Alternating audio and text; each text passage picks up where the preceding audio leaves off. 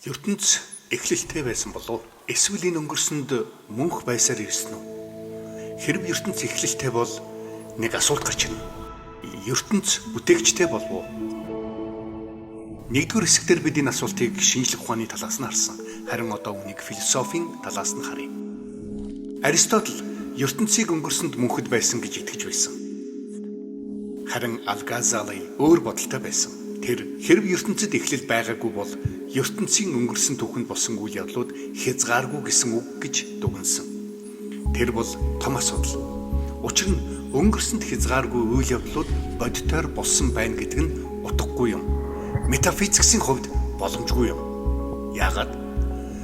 Математикч Дэвид Гилбертийн асуудлыг хязгааргүй их өрөөтэй зочид буудлаар жишин тайлбарласан байдаг. Энэхүү хязгааргүй их өрөөтэй буудлын бүх өрөө дүүрсэн бөгөөд нэг өрөө хоосон байсангүй. Гэтэл нэг зочин ирж өрөө асууж, менежер асуудалгүйгээд нэг дэх өрөөний зочдыг хоёр дахь өрөө рүү, хоёр дахь өрөөний зочныг гурав дахь өрөө рүү гэх мэтчлэн хязгааргүй хүртэл бүгдийг шилжүүлэн оруулав. Ингэж шилжүүлсний үр дүнд нэгдүгээр өрөө хоосон болов. Тэгээд хэдийгээр буудал дүүрсэн бас нэг ч хүн буудлаас гараагүй боловч шин зочныг хүлээн авлаа. Энэ нь бүр утгагүй болно. Хязгааргүй их хүн буудалд орохоор ирье гэж бодъё. Менежер асуудалгүйгээд өрөөнд байсан хүмүүсийг өрөөнийх нь дугаарыг хоёроор үржүүлсэнтэй адил тооны өрөөнүүд рүү явуулав.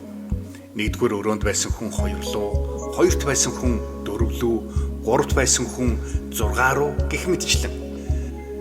Ямарваа тоо 2-оор үржүүлэгдэхэд дандаа тэгш тоо гардаг болохоор бүх сондгоо тооны өрөөнүүд чөлөөлөгдөнө. Тэгээд хязгааргүй их зочид маань баяртайгаар өрөөнүүддээ орлоо. Гэхдээ тэднийг ирэхэд бүх өрөөнүүд хүнтэй байсан. Зочид өрөөнөөсөө гарах үед энэ нь бүр сонин явдал болно. Сондгоо тооны өрөөнд байрлагчид бүгд буудлаас гарлаа гэж бодъё. Энэ нөхцөлд хязгааргүй их хүн буудлаас гарах болно.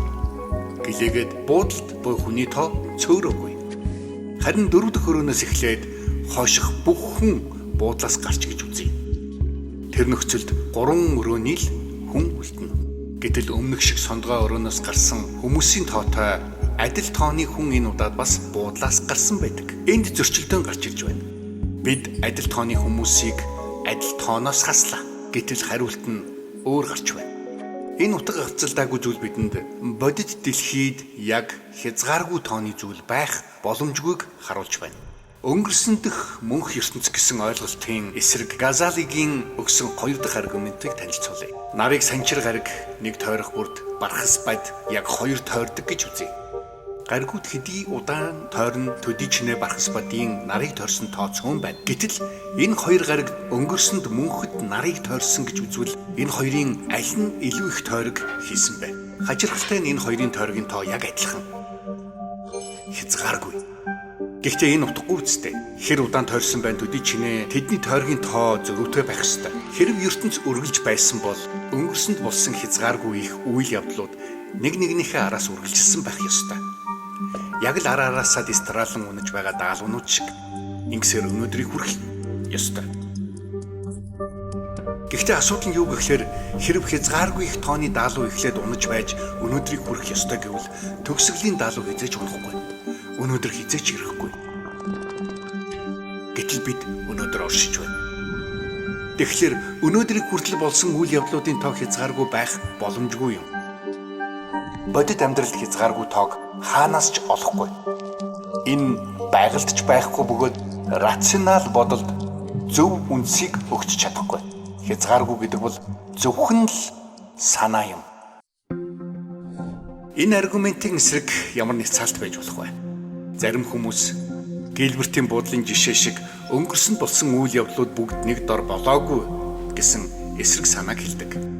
Тэгвэл би тэрхүү жишээг баг зэрэг өөрчлөн энэ эсэргүүцлийг няцааж болох юм. Буудлын хязгааргүй өнгөрснөөс эхлээд баригдсаар ирсэн гэж бодъё. Жил бүр нэг өрөө нэмэгдэн баригдсаар бай. Одоо тэгвэл буудал хэдэн өрөөтэй болсон бэ? Хязгааргүй тооны өрөө.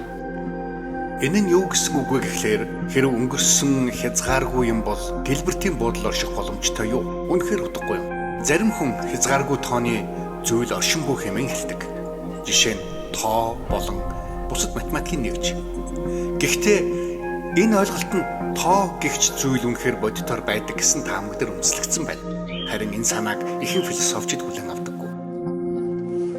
Тэгэхээр Газалагийн хоёр аргумент үнэн бол ертөнц өнгөрсөнд мөнх байх боломжгүй юм. Үүн эхлэл байх ёстой. Алив зүйл орших эхлэлтэй байсан бол үүнд эхлэлийн шалтгаан байх ёстой гэдгийг бид зөн совингоороо мэддэг. Тиймээс бид ертөнц оршин буйн шалтгаантай гэж бид дүгнэдэг. Тэгвэл ертөнцийг юу шалтгаалж үүсгэсэн бэ? Атеист Даниэл Денет хэлэхдээ ертөнц өөрөө өөрийгөө шалтгаалсан гэсэн. Гэхдээ энэ бол утга авцалтаагүй юм. Учир нь өөрөө өөрийгөө буй болгохын тулд өөрөө эхлээд оршиж байсан байх ёстой. ертөнцийг үүсгэсэн зүйл нь ертөнцөөс гадуур байх ёстой.